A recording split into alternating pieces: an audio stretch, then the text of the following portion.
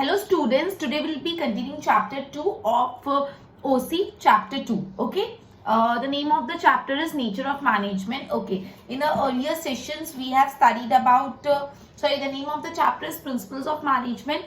We have studied about nature of principles of management and importance of principle of management. Now we'll be switching to page number 21, Frederick Winston Taylor's Principles of Scientific Management. Okay, ये जो पूरा topic है बहुत ही ज्यादा important है.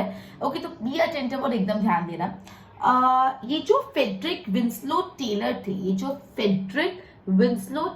थे, ये एक अमेरिकन मैकेनिकल इंजीनियर थे, एक अमेरिका के मैकेनिकल इंजीनियर थे. ठीक है, अब इन्होंने अपना जॉब एक फैक्ट्री में स्टार्ट किया एज एन अप्रेंटाइज मतलब क्या होता है? As an trainee. तो बेसिकली ये जो फेडरिक विंस्टन टेलर है, मैं फेडरिक विंस्टन टेलर पूरा नहीं बोलूंगी, मैं FW टेलर बोलूंगी, तो आप समझ जाना.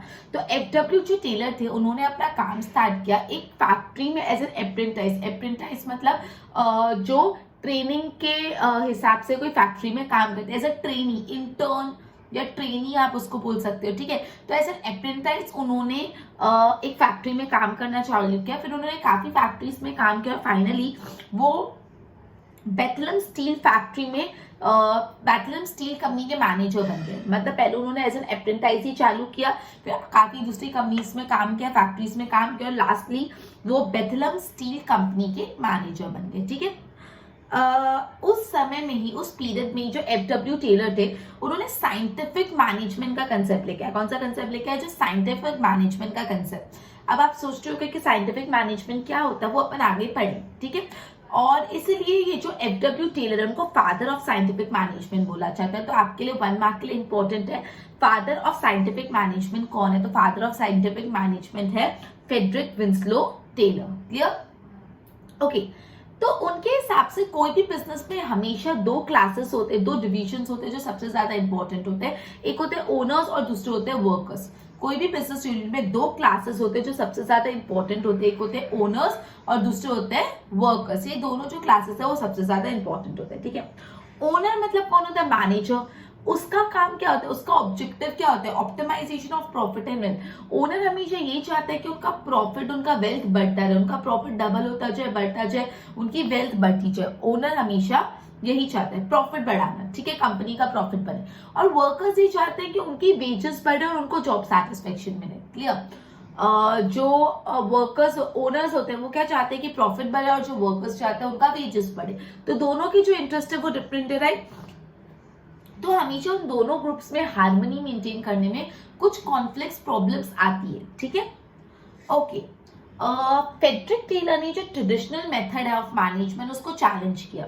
अब जो ट्रेडिशनल मेथड ऑफ मैनेजमेंट में क्या होता है? तो वर्कर्स को आपने कुछ काम दिया, वर्कर्स को चुपचाप बिना कुछ बोले ऑर्डर्स फॉलो करके वो काम करने का, वो अपना इनपुट नहीं दे सकते, कुछ नहीं बोल सकते, जो बोला वो करो. इसको बोला जाता है rule of thumb. Rule of thumb, ये जो थंब होता है रूल ऑफ थंब, कि जितना बोला उतना करो, एक एक्स्ट्रा सवाल नहीं पूछ सकते, कुछ अपना इनपुट नहीं. ठीक है, तो worker were asked to do as per the order in the traditional method. Traditional method में ऐसा होता था, वर्कर को जो ऑर्डर दिया उनके हिसाब से उनको काम करना पड़ता था. इसको बोल देते हैं अपन रूल ऑफ थंब. ठीक है, यहाँ पे वर्कर्स की कुछ वॉइस नहीं होती थी, मतलब वर्कर्स अपना पॉइंट ऑफ व्यू नहीं रख सकते थे. जो पूरा डोमिनेंस था वो किसका था? ओनर्स था. ओनर डोमिनेट करते थे, वर्कर्स का कोई भी रोल नहीं था. वर्कर्स को जो ऑर्डर दिया वो चुपचाप काम परफॉर्म करना पड़ता था. ठीक है, टेलर ने ये अप्रोच को चैलेंज किया, और टेलर ये रूल ऑफ थंब के बदले साइंटिफिक अप्रोच लेके आए. ठीक है, जिसको बोला जाता है साइंटिफिक मैनेजमेंट. अब इसका मीनिंग, इसका डेफिनेशन सब पढ़ने से पहले जो मैंने अभी इंट्रोडक्शन पढ़ा वो मैं वापस रिवाइज करा रही हूँ. तो बेसिकली अपन पढ़ रहे फेडरिक विंस्लो टेलर के बारे में. फेडरिक विंस्लो टेलर खुद एक मैकेनिकल इंजीनियर थे. वो कौन थे? एक मैकेनिकल इंजीनियर थे, और उन्होंने अपना काम स्टार्ट किया अप्रेंटाइज की तरह. उन्होंने अपना काम स्टार्ट किया था एक फैक्ट्री में, फिर अलग अलग फैक्ट्री में काम करे, एंड फाइनली वो बेथलेम स्टील कंपनी के मैनेजर बन गए. उस समय में, ड्यूरिंग दैट टाइम, जो बेथलेम स्टील कंपनी के ओनर बन गए थे, उस समय में, उस टाइम पे बेसिकली उन्होंने साइंटिफिक मैनेजमेंट का जो कंसेप्ट है वो प्रेजेंट किया. इसलिए ये जो फेडरिक टेलर्स है, FW टेलर, उनको बोला जाता है फादर ऑफ साइंटिफिक मैनेजमेंट. वो साइंटिफिक मैनेजमेंट के क्या माने जाते हैं? Father. He is considered as a father of scientific management, ठीक है। अब उनके हिसाब से कोई भी बिजनेस यूनिट के दो ग्रुप होते हैं, एक होता है owner and the other one is worker, ठीक है। कोई भी बिजनेस यूनिट के दो ग्रुप होते हैं, one is owner and the other one is worker. जो ओनर्स होते हैं वो चाहते हैं कि प्रॉफिट मैक्सिमाइज हो ज्यादा से ज्यादा, और वर्कर चाहते हैं उनकी वेजेस मैक्सिमाइज हो। तो उनके दोनों के थॉट्स में हार्मोनी मेंटेन करने में कभी कभी कॉन्फ्लिक्ट्स, लड़ाई, ओके, कभी कभी कॉन्फ्लिक्ट्स और डिफरेंस ऑफ ओपिनियन आ जाते हैं, ठीक है। तो बेसिकली जस्ट अ मिनट, हाँ, फेडरिक टेलर ने जो ट्रेडिशनल अप्रोच है ऑफ मैनेजमेंट उसको चैलेंज किया और एक न्यू कंसेप्ट लेके आया। ट्रेडिशनल मेथड में वर्कर्स को जो बोला होता था चुपचाप उनका ऑर्डर परफॉर्म करना पड़ता था, ऑर्डर मानना पड़ता था। मतलब इसको बोलते थे रूल ऑफ थंब। वर्कर्स की खुद की कोई वॉइस नहीं थी, वो अपना इनपुट नहीं दे सकते थे। जो ओनर्स थे वो एकदम डोमिनेटिंग थे, ठीक है। तो बेसिकली जो फेडरिक टेलर है उन्होंने ये ट्रेडिशनल मेथड की बदले, रूल ऑफ थंब के बदले वो साइंटिफिक अप्रोच लेके, जिसको हम साइंटिफिक मैनेजमेंट बोलते हैं। अब साइंटिफिक मैनेजमेंट का मीनिंग पढ़ते हैं, फिर उसकी डेफिनेशन पढ़ेंगे। तो साइंटिफिक मैनेजमेंट का मीनिंग है वो एक मेंटल रिवॉल्यूशन है। मेंटल मतलब दिमाग का रिवॉल्यूशन। मेंटली आप रिवॉल्यूशन लाओ on the part of particular unit of factory in a factory, मतलब फैक्ट्री में एम्प्लॉइज के दिमाग में आप रिवॉल्यूशन लेके आओ। वो वैसे नहीं एक काम दिया करे, एक काम दिया करके, वो उनको अपना ब्रेन भी यूज करना है। मेंटल रिवॉल्यूशन है ये, ओके। मतलब वो उनको मेंटल रिवॉल्यूशन लाना पड़ेगा towards the duties, towards colleague, towards owner. मतलब जो वो काम करे, ड्यूटी परफॉर्म करे, उनके कलीग्स जो उनके साथ काम करे, उनके ओनर्स है, उन सबके टुवर्ड्स, उन सबके प्रति एक मेंटल रिवॉल्यूशन चाहिए। मेंटल रिवॉल्यूशन मतलब चेंजेस, लेकिन मेंटली आपको माइंड को चेंज करना पड़ेगा। फिजिकल चेंजेस नहीं कि चलो ये मशीन इसके बदले इधर रख दो, कितने ज्यादा काम करो। उनको पूरा कंसेप्ट चाहिए था मेंटल रिवॉल्यूशन का, ठीक है। ओके, अब इसका डेफिनेशन पढ़ते हैं ऑफ साइंटिफिक मैनेजमेंट। तो knowing exactly what you want your men to do and see that they do it in best and cheapest way. मतलब knowing exactly what you want your men to do, आपको पता होना चाहिए आप अपने worker से, अपने मेन से क्या करवाना चाहते हो, और आप देखो कि वो उसको बेस्ट और चीपेस्ट वे में करे, मतलब सस्ते में करके वो आपको दे। तो बेसिकली साइंटिफिक मैनेजमेंट ये होता है कि आपको पहली बात पता होना चाहिए कि आप अपने वर्कर से क्या काम करवाना चाहते हो, और फिर आप देखो कि आपका वर्कर वो काम सबसे बेस्ट और सबसे चीपेस्ट वे में कर रहा है कि नहीं। अगर आप ये कंसेप्ट फॉलो करेंगे तो इसको बोलते हैं scientific management. Knowing exactly what you want your men to do and then see that they do it in a best and cheapest way. आपको पता होना चाहिए आपको अपने वर्कर से क्या कराना है, और फिर आप देखो वो उसको बेस्ट और सबसे चीपेस्ट वे में करते हैं कि नहीं। क्लियर? अब बेसिकली जो फेडरिक टेलर थे वो खुद भी एक इंजीनियर थे, he himself was an engineer, और वो ऐसा मानते थे अगर वर्कर्स को ज्यादा वेजेस नहीं मिलेंगे तो वो मोटिवेटेड नहीं रहेंगे और वो अच्छे से काम नहीं करेंगे। वर्कर, अगर आप चाहते हो वर्कर को आप एफिशिएंटली काम कराओ, वर्कर से आप एफिशिएंटली काम कराओ, तो आपको वर्कर्स को ज्यादा वेजेस देने पड़ेंगे। जब तक आप ज्यादा वेजेस नहीं दोगे वो एफिशिएंटली काम नहीं करेंगे, ठीक है। Without getting work done in a traditional way to get, मतलब वो चाहते थे कि काम ट्रेडिशनल वे में नहीं हो, then to get higher productivity, production भी ज्यादा हो, साइंटिफिक मेथड इंप्लीमेंट करना बहुत जरूरी था, to have lower production cost. मतलब वो चाहते थे कि वर्क ट्रेडिशनल मेथड में नहीं हो, प्रोडक्टिविटी बढ़े, तो इसके लिए उन्होंने कैसे मेथड्स इंट्रोड्यूस करे, साइंटिफिक मेथड इंट्रोड्यूस करे उन्होंने, ठीक है। ओके, तो उन्होंने तीन चीजों पे फोकस किया। पहला है each worker should be assigned work as per mental and physical ability.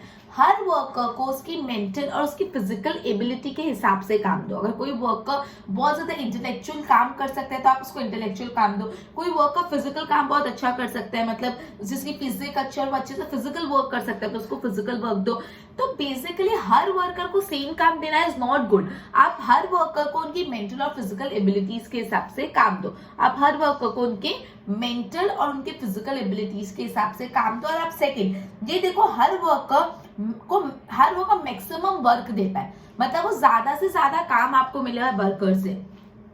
Each worker should be instructed to perform maximum work as per the category। उनकी जो भी कैटेगरी है और उनको बोला आपको मैक्सिमम काम मुझे करके देना। And the third one is each worker doing efficient work rapidly should be paid more wages। मतलब अगर कोई वर्कर बार बार रैपिडली बहुत एफिशिएंटली काम कर रहा है तो उसको आप ज्यादा वेजेस दो, क्योंकि अगर वो अच्छा काम कर रहा है, लोगों से अच्छा काम कर रहा है, तो उसको लोगों से ज्यादा पैसा भी मिलना चाहिए। That is more than 30 to 100%, 30 से 100% ज्यादा पैसा उसको दो। तो बेसिकली वो तीन अप्रोच में मानते थे। पहला अप्रोच ये था कि each worker should be assigned work as per his mental and physical capability. हर वर्कर को उसके मेंटल और उसकी फिजिकल कैपेबिलिटी के हिसाब से काम दो, ठीक है। Each worker should be assigned work as per his mental and physical capacity, पहला। दूसरा, each worker should be instructed to perform maximum work as per the category. हर वर्कर को आप ऐसा इंस्ट्रक्ट करो कि आपको ज्यादा से ज्यादा वर्क करना है, उनकी कैटेगरी का ज्यादा से ज्यादा मैक्सिमम वर्क आपको करके देना है। Third one is each worker doing efficiently more rapidly should be paid more wages। अगर कोई वर्कर बहुत रैपिडली बहुत ज्यादा बार अच्छा काम कर रहा है, रैपिडली एफिशिएंट वर्क कर रहा है, तो आप उसको ज्यादा वेजेस पे करो। क्लियर? ओके, तो बेसिकली अभी अपन ने ये पढ़ा कि साइंटिफिक मैनेजमेंट का मीनिंग पढ़ा, उसका डेफिनेशन पढ़ा और ये 3 पॉइंट पढ़े। साइंटिफिक मैनेजमेंट का मीनिंग अपन ने ये पढ़ा, it is a mental revolution on the part of employees. मतलब आपको एक मेंटल रिवॉल्यूशन लाना पड़ेगा एम्प्लॉयज के अंदर, एम्प्लॉयज में, ठीक है। मेंटल रिवॉल्यूशन हो चाहिए towards their task, towards their duties, towards the colleagues and towards owner, सबके प्रति एक मेंटल रिवॉल्यूशन। उसके बाद अपन ने साइंटिफिक मैनेजमेंट की डेफिनेशन पढ़ी, जो थी knowing what exactly what you want your man to do and then to see that they do it in a best and cheapest way. आपको पता होना चाहिए आप अपने वर्कर से क्या काम निकलवाना चाहते हो, क्या काम करवाना चाहते हो, फिर आप देखो वो सबसे बेस्ट वे में और सबसे चीपेस्ट वे में कर रहा है कि नहीं। फिर 3 अपन ने पॉइंट पढ़े कि each worker should be given work as per his mental and physical capability. हर वर्कर को उसके मेंटल और उसके फिजिकल कैपेसिटी के हिसाब से काम दो। Each worker should be assigned to perform maximum work as per his category. हर वर्कर को इंस्ट्रक्शन दो कि वो उसके कैटेगरी का मैक्सिमम ज्यादा से ज्यादा वर्क कर पाए। और each worker doing work should rapidly be paid more wages. और जो बहुत रैपिडली एफिशिएंट वर्क कर रहा है, बार बार अच्छे से काम कर रहा है, उसको ज्यादा वेजेस पे करो। Clear? Principles of scientific management अपन पढ़ते पहले एक बार इतना बोर्ड से गो थ्रू करवा रही हूँ। Frederick Winslow Taylor's Principles of Scientific Management. He was an American mechanical engineer. In starting, he joined as an apprentice in a factory and then he became the manager of Bethlehem Steel Company. During his period, F.W. Taylor first time presented the principle of scientific management. सबसे पहली बार उन्होंने principles of scientific management present किया. Hence, he is known as the father of scientific management. इसलिए उनको क्या बोला गया है? Father of scientific management. Business unit में 2 classes होते हैं, एक होता है owner, दूसरा होता है worker. Owners मतलब मैनेजर जिनको ऑप्टिमाइजेशन ऑफ वेल्थ और प्रॉफिट चाहिए। एम्प्लॉइज को क्या चाहिए? हायर वेजेस चाहिए और job satisfaction. So conflict in maintaining the harmony between 2 group, तो इन दोनों ग्रुप के बीच में हार्मोनी मेंटेन करने में कॉन्फ्लिक्ट आता है। फ्रेडरिक टेलर ने चैलेंज किया ट्रेडिशनल मेथड को। Workers were asked to do work as per the order in the traditional method, जिसको बोलते हैं rule of thumb. Traditional method में वर्कर को जो ऑर्डर दिया वो चुपचाप उनको काम करने का, इसको बोलते हैं रूल ऑफ थंब। वर्कर्स की खुद की कोई वॉइस नहीं थी, no voice of worker. Dominance of owner increase, owners बहुत डोमिनेंट थे।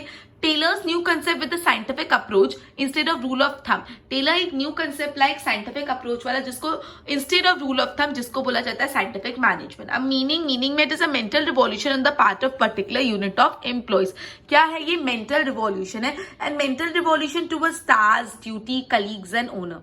Now definition, knowing exactly what you want your men to do and to see that they do in the best in the cheapest way. Definition of scientific management. Now 3 point मैंने बताया था, workers work as per their capabilities, physical and mental capability, maximum work आना चाहिए as per the category, and then जो भी worker efficiently काम कर रहा है उसको ज्यादा wages पे करो। Clear? एक बार इतना go through करो, फिर अपन principles of scientific management पे जाते हैं।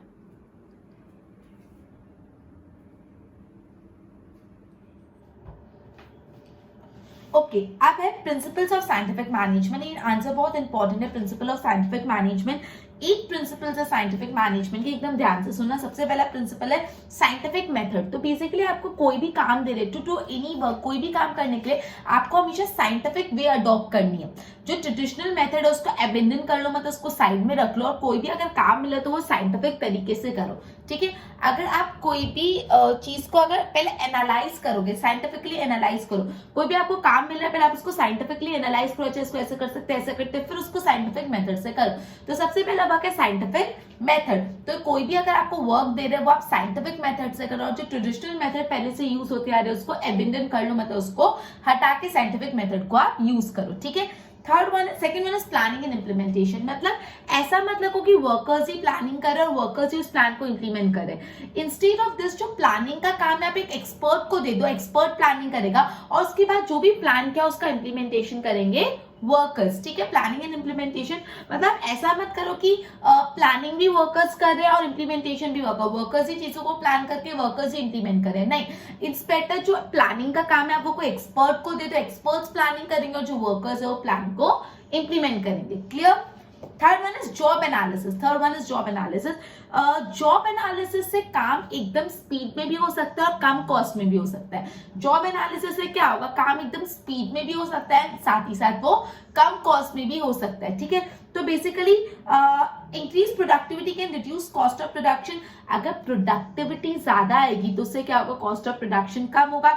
इसके लिए अपन को टाइम स्टडी, मोशन स्टडी और फैटिक स्टडी करना पड़ेगा। जब हम टाइम स्टडी, मोशन स्टडी और फैटिक स्टडी करेंगे, ये स्टडी करने से प्रोडक्टिविटी बढ़ेगी और कॉस्ट ऑफ प्रोडक्शन कम होगा। अभी time study, motion study, फैटिक study हम नेक्स्ट पॉइंट में पढ़ेंगे, पहले एक बार इसको ऐसे ही रखो। ठीक है, तो जॉब एनालिसिस बोला, अगर आप कोई भी काम जॉब एनालिसिस करके करते हो तो काम स्पीड में भी हो सकता है, उसका कॉस्ट भी कम होगा। मतलब बोला है कोई भी काम को के लिए आप जब टाइम स्टडी, मोशन स्टडी और फैटिक स्टडी करते हो तो आपकी प्रोडक्टिविटी इंक्रीज होगी और अगर प्रोडक्टिविटी इंक्रीज हुई तो क्या होगा, कॉस्ट ऑफ प्रोडक्शन कम होगा। राइट? तो अभी तक अपने तीन पढ़े प्रिंसिपल्स में। अब scientific management for scientific method, कोई भी काम को साइंटिफिक वे में ही करो। ठीक है, ट्रेडिशनल मेथड अबेंडन कर लो।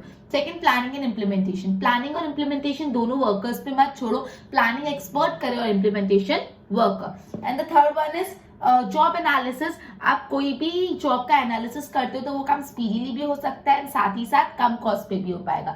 ठीक है, तो आप हर काम को टाइम स्टडी, मोशन स्टडी और फैटिक स्टडी से करो, प्रोडक्टिविटी बढ़ाओ और कॉस्ट को कम करो। नेक्स्ट है स्टैंडर्डाइजेशन। स्टैंडर्डाइजेशन और सिंप्लिसिटी, ये दोनों एक साइंटिफिक प्रोसेस है। स्टैंडर्डाइजेशन मतलब एक स्टैंडर्ड फिक्स करोगे, ये चीज ऐसे ही होगी। स्टैंडर्ड है कि इतने बचे ऐसा होगा, ये ऐसा होगा, ये इस तरीके से होगा। स्टैंडर्ड कर लो, स्टैंडर्ड मतलब जो हमेशा वैसा ही रहता है। तो आपको स्टैंडर्डाइजेशन किस किस में करना होगा, इक्विपमेंट्स में, टाइम में, situation of work, resources, equipment कौन सा यूज करना है, टाइम कौन सा सिलेक्ट करना है, वर्क सिचुएशंस कैसी होनी चाहिए और रिसोर्सेज, ये सब में आपको स्टैंडर्डाइजेशन लाना पड़ेगा। तो स्टैंडर्डाइजेशन में ऐसा बोला है कि स्टैंडर्डाइजेशन और सिंप्लिसिटी दोनों एक साइंटिफिक प्रोसेस है। स्टैंडर्डाइजेशन आपको मटेरियल में, टाइम में लाना पड़ेगा, सिचुएशन ऑफ वर्क में लाना पड़ेगा, रिसोर्सेज में लाना पड़ेगा, इक्विपमेंट में लाना पड़ेगा। ठीक है, तो अपन ने अभी तक पढ़ा scientific method, then planning and implementation, job analysis और स्टैंडर्डाइजेशन। फिर साइंटिफिक सिलेक्शन एंड ट्रेनिंग। तो बेसिकली जो भी सिलेक्शन है वर्कर्स का, जो भी ट्रेनिंग है वो कैसे होगा, साइंटिफिक मेथड से होगा। ये साइंटिफिक मेथड से करने के लिए आपको स्टैंडर्ड फिक्स करना है फॉर नॉलेज, कि भाई एजुकेशन कितनी होनी चाहिए वर्कर की, एम्प्लॉइज की एजुकेशन कितनी, उनका स्किल कितना होना चाहिए, उनमें फिजिकल स्ट्रेंथ कितनी होनी चाहिए, उनको कैसे ट्रेनिंग देनी है, इसका एक स्टैंडर्ड फिक्स कर लो कि ये जॉब के लिए मिनिमम इतनी एजुकेशन लेवल तो चाहिए, इतनी स्किल्स तो चाहिए, इतने गट्स तो चाहिए, ठीक है, इतना फिजिकल स्किल्स तो चाहिए। तो एक स्टैंडर्ड फिक्स कर दो, ठीक है, साइंटिफिक सिलेक्शन के लिए। और हर एम्प्लॉय को वैसा काम तो according to education, study and skill, हर एम्प्लॉय को उसके एजुकेशन के हिसाब से, उसके स्टडी के हिसाब से और उसके स्किल के हिसाब से काम दो। ऐसे नहीं कोई इंसान बहुत एजुकेटेड और तुमने उसको लो काम दिया और कोई इतना एजुकेटेड है नहीं और बहुत हाई काम दे दिया। तो work should be assigned according to the education, skill and study. उनके एजुकेशन, उनके स्किल और उनके स्टडी के हिसाब से उनको काम दो, ठीक है। There should be use of training to increase the efficiency of worker from time to time. मतलब बेसिकली वर्कर्स की एफिशिएंसी इंप्रूव करने के लिए टाइम टू टाइम उसको क्या दो, ट्रेनिंग प्रोवाइड करो। वर्कर्स की एफिशिएंसी इंप्रूव करने के लिए क्या करो, टाइम टू टाइम उनको ट्रेनिंग दो, ठीक है। साइंटिफिक टेस्ट कंडक्ट करो, ओके। तो बेसिकली साइंटिफिक सिलेक्शन और ट्रेनिंग में ये बोलता है कि जो भी वर्कर्स का सिलेक्शन अप्रोप्रिएटली करो और साइंटिफिकली करो। आप एक साइंटिफिक स्टैंडर्ड्स के लिए एक बेंचमार्क सेट करो। बेंचमार्क मतलब ये ऐसा ही होना चाहिए। किस चीज का बेंचमार्क, एजुकेशन का बेंचमार्क, स्किल्स का बेंचमार्क, गार्ड्स, फिजिकल स्ट्रेंथ, ठीक है। और वर्कर को वैसा ही काम दो according to his education, study और स्किल। उनकी एजुकेशन, उनकी स्टडी और उनके स्किल्स के हिसाब से उनको काम दो, ठीक है। वर्कर्स को ट्रेनिंग दो टाइम टू टाइम, जिससे उनकी एफिशिएंसी इंक्रीज हो। वर्कर्स को क्या करो, आप टाइम टू टाइम ट्रेनिंग दो, जिससे क्या होगा, उनकी एफिशिएंसी इंक्रीज होगी, ठीक है। और साइंटिफिक टेस्ट भी यूज करो। उसके बाद आ जाता है फाइनेंशियल मोटिवेशन। फाइनेंशियल मोटिवेशन मतलब क्या बोला, जो भी स्किल्ड वर्कर्स होते हैं उनको आप फाइनेंशियल और दूसरे काइंड ऑफ मोटिवेशन, तो जो भी स्किल्ड वर्कर्स होते हैं उनको क्या करना है, उनको आपको फाइनेंशियल मोटिवेशन देने हैं, ठीक है। अलग अलग वेज सिस्टम रखो फॉर ऑल, ठीक है। Wage system should be on the individual productivity of employees. Employees की प्रोडक्टिविटी के हिसाब से वेज सिस्टम रखो। जो इंसान ज्यादा काम करे उसको ज्यादा वेजेस, जो कम उसको कम वेजेस। ऐसा नहीं होना चाहिए एक इंसान बहुत काम करे और एक इंसान कम, लेकिन दोनों को इक्वल पे मिल रहा है, तो जो ज्यादा कर रहा है वो भी कम करने लग जाएगा, ठीक है। तो बेसिकली जो भी वेज सिस्टम है वो according to the individual productivity of employees होना चाहिए, ठीक है। वेज रेट स्पेकुलेशन से मत डिसाइड करो, वेज रेट को साइंटिफिक स्टडी से प्रॉपर्ली डिसाइड करो। क्लियर। Financial motivation. फिर इकोनॉमिक, बोला है कि आपको साइंटिफिक मैनेजमेंट में, साइंटिफिक और इन सब में, लेकिन आपको कॉस्ट ऑफ प्रोडक्शन कम करने पे भी ध्यान देना है। ऐसे नहीं आप सब साइंटिफिक करने चाहिए और आपका कॉस्ट ऑफ प्रोडक्शन बढ़ गया। इकोनॉमिकल होना चाहिए, ये भी ध्यान दो कि आपका जो कॉस्ट ऑफ प्रोडक्शन है वो कम होना चाहिए। कॉस्ट एस्टिमेट बनाओ, कॉस्ट कंट्रोल के मेथड बनाओ। कॉस्ट एस्टिमेट बनाओ कि एस्टिमेटेड इतना कॉस्ट लगना चाहिए काम करने में, और कॉस्ट को कंट्रोल कैसे करना है। उसके बाद अगर कोई डेविएशन आया, मतलब अगर आपने सपोज 50,000 की कॉस्ट कंसिडर कि आपको 1 लाख का खर्चा हो गया, तो अगर डेविएशन आ रहा है तो उसको कंट्रोल करने के लिए आप अलग अलग एक्शन प्लान भी बनाओ, ठीक है। तो इकोनॉमिकल ऐसा बोलता है साइंटिफिक वे में करने के कारण आप ये भी देखना जो कॉस्ट ऑफ प्रोडक्शन है वो कम रहना चाहिए। कॉस्ट ऑफ प्रोडक्शन कैसा रहना चाहिए, कम रहना चाहिए, ठीक है। आपको कॉस्ट एस्टिमेट्स करने, कॉस्ट कंट्रोल लाना है, ठीक है। और अगर कुछ भी डेविएशन है, कुछ भी डिफरेंसेस है, तो उसके लिए आपको करेक्टिव एक्शंस भी लेने पड़ेंगे, राइट। उसके बाद है मेंटल रिवॉल्यूशन, ठीक है। तो बेसिकली ओनर्स और वर्कर्स दोनों के बीच में क्या होना चाहिए, मेंटल रिवॉल्यूशन होना चाहिए, ठीक है। मेंटल रिवॉल्यूशन से ओनर्स और वर्कर्स के बीच में स्ट्रेस कम होता है और गोल्स भी इजीली अचीव हो सकते हैं। बोला है कि जो ओनर्स है और जो वर्कर्स है उन दोनों के बीच में एक मेंटल रिवॉल्यूशन होना चाहिए। मेंटल रिवॉल्यूशन से स्ट्रेस कम होता है और गोल्स अचीव हो पाते हैं। तो ये अपने हुए 8 प्रिंसिपल्स ऑफ मैनेजमेंट। सबसे पहला प्रिंसिपल था साइंटिफिक वर्क, काम को साइंटिफिकली करो। Planning and implementation, planning expert करेगा, इम्प्लीमेंटेशन वर्कर। जॉब एनालिसिस, अगर जॉब एनालिसिस करोगे तो स्पीडीली काम होगा और कम कॉस्ट में भी हो जाएगा, ठीक है। Time study, motion study, fatigue study करनी पड़ेगी। स्टैंडर्डाइजेशन मतलब आप स्टैंडर्डाइजेशन करो इक्विपमेंट में, टाइम में, सिचुएशन ऑफ वर्क में। साइंटिफिक सिलेक्शन और ट्रेनिंग, एजुकेशन के लिए, स्किल्स के लिए, गट्स के लिए बेंचमार्क सेट कर लो। फाइनेंशियल मोटिवेशन, जो ज्यादा काम करे उसको ज्यादा पैसा, जो भी वेज स्कीम है वो इंडिविजुअल प्रोडक्टिविटी के हिसाब से होनी चाहिए। इकोनॉमिकल, कॉस्ट ऑफ प्रोडक्शन कम करो, कॉस्ट एस्टिमेट बनाओ, कॉस्ट कंट्रोल बनाओ, और कोई डेविएशन है तो करेक्टिव एक्शन भी आपको लेने पड़ेंगे, राइट। उसके बाद है मेंटल रिवॉल्यूशन, जो भी ओनर्स है जो भी वर्कर्स है दोनों के बीच में मेंटल रिवॉल्यूशन होना चाहिए, जिससे स्ट्रेस कम होगा और काम अच्छे से कंप्लीट हो जाएगा, ठीक है। तो ये बहुत इंपॉर्टेंट आंसर था, एक बार बोर्ड से गो थ्रू करवा रही, ध्यान दो। First, scientific method. To work, scientific method should be adopted. Abandon the traditional method. Traditional method को छोड़ दो. The best work can be done by analyzing the work scientifically. फिर planning and implementation. Instead of workers doing planning, expert को planning करनी चाहिए, worker को follow. Job analysis, best way is to work speedily. अगर job analysis करोगे तो काम speedily भी होगा और लोअर कॉस्ट पे भी होगा। Increase productivity can reduce cost of production. अगर प्रोडक्टिविटी बढ़ेगी तो कॉस्ट ऑफ प्रोडक्शन कम होगा, जिससे आप इसके लिए आप टाइम स्टडी, मोशन स्टडी और फैटिग स्टडी करो। स्टैंडर्डाइजेशन और सिंप्लिसिटी दोनों साइंटिफिक प्रोसेस है। इक्विपमेंट्स हो गया, टाइम हो गया, सिचुएशन ऑफ वर्क, इन सब में आपको स्टैंडर्डाइजेशन लाना पड़ेगा। साइंटिफिक सिलेक्शन एंड ट्रेनिंग, तो सिलेक्शन ऑफ वर्कर्स अप्रोप्रिएटली होनी चाहिए, साइंटिफिकली होनी चाहिए, ओके। उसके बाद इसके लिए साइंटिफिक स्टैंडर्ड के लिए आप बेंचमार्क सेट करो। एजुकेशन ऑफ एम्प्लॉयज के लिए, स्किल्स के लिए, गट्स के लिए, फिजिकल स्ट्रेंथ के लिए। एम्प्लॉयज को वर्क करना पड़ेगा उनकी एजुकेशन, और एम्प्लॉयज को वर्क दो उनके एजुकेशन और उनके स्किल के हिसाब से। ट्रेनिंग दो जिससे उनकी एफिशिएंसी बढ़े, और साइंटिफिक टेस्ट कंडक्ट करो। उसके बाद फाइनेंशियल मोटिवेशन, जो स्किल्ड वर्कर्स है उनको फाइनेंशियल मोटिवेशन देने पड़ेंगे। वेज सिस्टम ऐसा होना चाहिए जिससे प्रोडक्टिविटी ऑफ एम्प्लॉयज बढ़े। जो वेज रेट है वो स्पेकुलेशन से मत तय करो, साइंटिफिक मेथड से तय करो। इकोनॉमिकल, तो लोअर कॉस्ट ऑफ प्रोडक्शन चाहिए, उसके लिए आप कॉस्ट एस्टिमेशन करो, कॉस्ट कंट्रोल करो, और कोई डेविएशन आए तो उसको करेक्ट करो। फिर मेंटल रिवॉल्यूशन में बोला है, मेंटल रिवॉल्यूशन से स्ट्रेस कम, ओनर्स और वर्कर्स में मेंटल रिवॉल्यूशन लाओगे तो स्ट्रेस कम होगा और गोल का अचीवमेंट भी इजी हो जाएगा। क्लियर, एक बार इतना गो थ्रू करो।